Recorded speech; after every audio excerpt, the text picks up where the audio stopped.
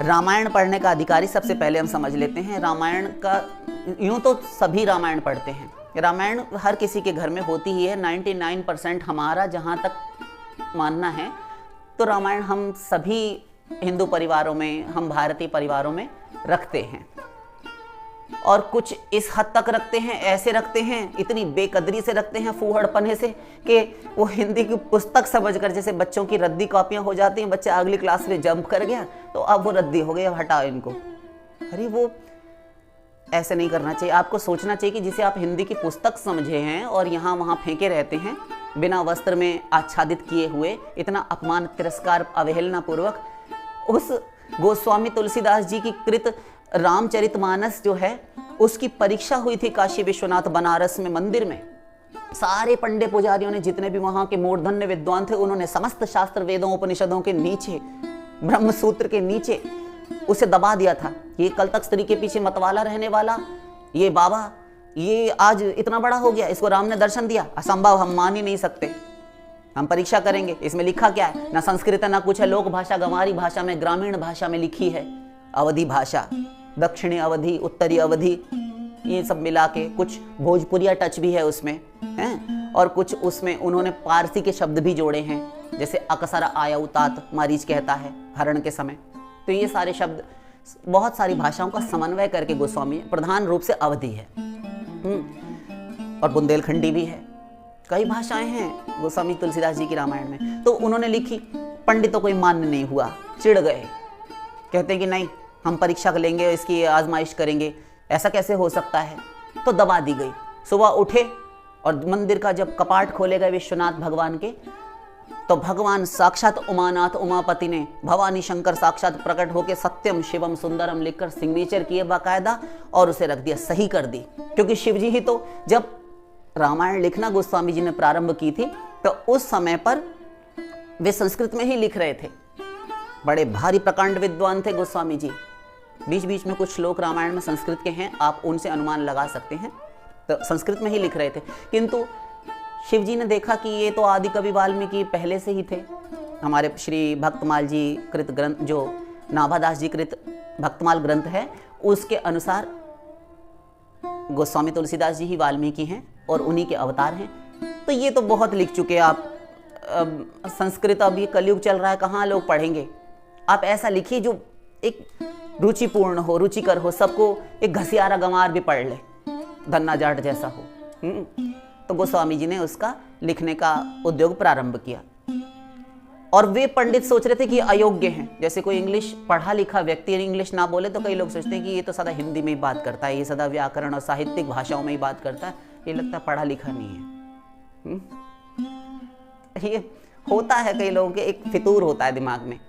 तो उन्होंने सुबह पाया तो सबका गर्व गलित हो गया संस्कृत इत्यादि के विद्वान होने का, विद्वत्ता का।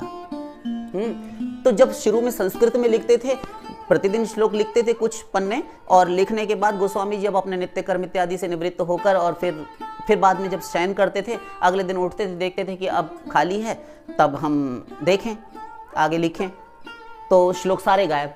शिव जी प्रतिदिन उनकी चोरी कर लेते थे, चुरा लेते थे। कई दिन हुआ, गोस्वामी जी ने कहा ये क्या हो रहा है प्रभु? तो कहते हैं कि हमारे पास थे, ये लीजिए आपके श्लोक। कह रहे हैं क्यों ले गए, ऐसी शरारत क्यों करी? तो कहते हैं कि इसलिए कि ये क्या लिखते रहते हैं आप संस्कृत में, ये छोड़िए, ये सब लिखने के लिए तो बहुत हुए हैं, और संस्कृत में अध्यात्म रामायण भी है, तमाम रामायणें हैं, ऐसा नहीं।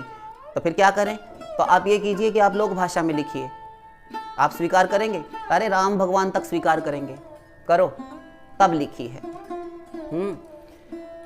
तो इसीलिए हम उसकी कोई वैल्यू नहीं समझते, उसका कोई मूल्य महत्व नहीं समझते। ऐसा अपराध ना करें, क्योंकि भगवान महादेव उस कथा को श्रवण करते हैं। हनुमंत लाल जी, उसी रामायण को आप पढ़ते हैं तो हनुमान जी प्रकट हो जाते हैं, प्रत्यक्ष दर्शन दे देते हैं, और आप उसका कोई मोल नहीं समझते। यही होता है हमारे देश में कि जो प्राप्त वस्तु है उसका सदुपयोग नहीं, प्राप्त संत हैं तब कोई सदुपयोग नहीं, जब चले गए तो बस वो तो भगवान थे, मीरा जी तो इतनी बड़ी भक्त थी। इसलिए हमारे यूपी में एक कहावत है कि जिंदा ना डारे कोरा और मरे बिछाए बिछोरा। हाँ, जब जिंदा थे तब तो उनको 2 टूक निवाले, 2 कोर नहीं दी खाने के लिए रोटी के, और जब मर गए तब उनके लिए शैया सजा रहे हैं, अर्थी ठटरी का इंतजाम कर रहे हैं, बंदोबस्त दिखावे के लिए। तो रामायण क्या कहती है? अधिकारी कौन है रामायण पढ़ने का? राम कथा के ते अधिकारी, जिनके सतसंगति अति प्यारी। जिनको सत्संग अत्यंत प्रिय है वही रामायण श्रवण के अधिकारी हैं। अभी चुप नहीं हुई रामायण, आगे श्रवण करते हैं क्या कहती है। जे श्रद्धा संबल रहित नहीं संतन कर साथ, तिन कह मानस अगम अति जिनहि न प्रिय रघुनाथ। जो श्रद्धा रूपी राह खर्च जिनके पास नहीं है और जिनके पास श्रद्धा रूपी लठिया नहीं है चलने के लिए मार्ग में, नहीं संतन कर साथ, संतों का संग गुरु का साथ नहीं है जिनको, वे अपनी मस्तिष्क से अपनी बुद्धि से पढ़ेंगे, अलग अलग ऊहापोह करेंगे, भ्रम पैदा करके डाउटफुल हो जाएंगे, मर जाएंगे। तिन कहा मानस अगम अति, केवल अगम नहीं कहा, अति अगम कहा। वो नहीं प्रवेश कर सकते इसमें जिन्हें न प्रिय रघुनाथ। तो श्रद्धा रूपी संबल भी हो, संत गुरु का संग भी हो, तीसरा रघुनाथ जी के चरणों में प्रेम भक्ति भी हो। ये 3 शर्तें पहले पूरी कर दो, उसके बाद में रामायण पर हाथ रखना, वरना तुम दूर रहना, मर जाओगे, सर्वनाश हो जाएगा तुम्हारा, ढह जाओगे तुम। चुप ही नहीं हो रही रामायण कि हमारे पास, हमारी तुमने बहुत दुर्गति कुगति की है, इधर उधर यहाँ वहाँ जहाँ तहाँ सब जगह फेंके रहे, तुमको हम बताते हैं। अब हाथ तब लगाना हमको, एक शर्त पूरी और करो। बड़ी गुस्से में रामायण जी, बोलिए। रामचरित जे सुनत अघाही, रस विशेष जाना तिन नाही। जो रामचरित सुनते सुनते अघाते हैं, ओंगने लगते हैं, ऊबते हैं, बोर हो गए। अरे फलाने जी आए हैं एक संत महात्मा, वो रामायण कर रहे हैं, 9 दिन होगा नवान्न पारायण, तो आप चलिए। अरे सुनिए, हमको पता है राम कैसे अवतार लेते हैं, कैसे वो ताड़का मारते हैं, कैसे गुरुकुल में पढ़े, कैसे धनुष भंग किया, कैसे, बस बात बना बना के वहां से सब बात निकल जाएगी जब काल आएगा। तो ऐसे लोग अधिकारी नहीं हैं, हमने बहुत सुनी है। तुमने कुछ नहीं सुना, तुम पागल हो, तुमको पागल खाने में रहना चाहिए, मनुष्यों के समाज में नहीं। रामचरित जी सुनत अघाही, जो बोर हो जाते हैं, हमें पता है क्या है उसमें। रस विशेष जाना तिन नाही, उनको विशिष्ट रस की उपलब्धि नहीं होती, नहीं जाना उन्होंने कुछ भी, बकवास करते हैं वो। एक मधुपात्र है, तो मधु जब भरा गया मटके कलश में, तो उसके ऊपर ऊपर जो मुख पे कुछ बूंदें लग गई, कुछ बिंदु मधु के लग गए, तो मधुमक्खियां और ये साधारण मक्खियां हैं उसी पर मंडराती हैं, भिन भिन आती हैं, और भीतर जो जाती है प्राणों से हाथ धो बैठती है, वही गति होगी उसकी। अवगाह न करे, ऊपर ही ऊपर का चाट कर तुम रह जाओ, ये कहती है रामायण। अच्छा,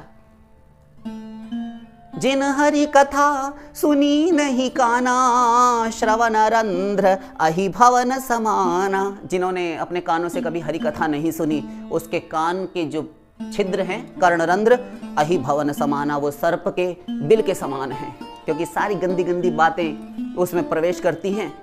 गंदी बात, लोक वार्ता, ग्राम्य वार्ता, सामाजिक बातें, ये सब निंदा फिंदा पर निंदा पर चर्चा रूपी सर्प कीड़े मकोड़े उस बिल में साथ साथ प्रवेश करते हैं। ऐसा है वह कान, इतना भयंकर। बड़ी गालियां दे रही हैं रामायण जी, आप क्यों ना देवें? तुम लोगों ने हमको कुछ समझा ही नहीं।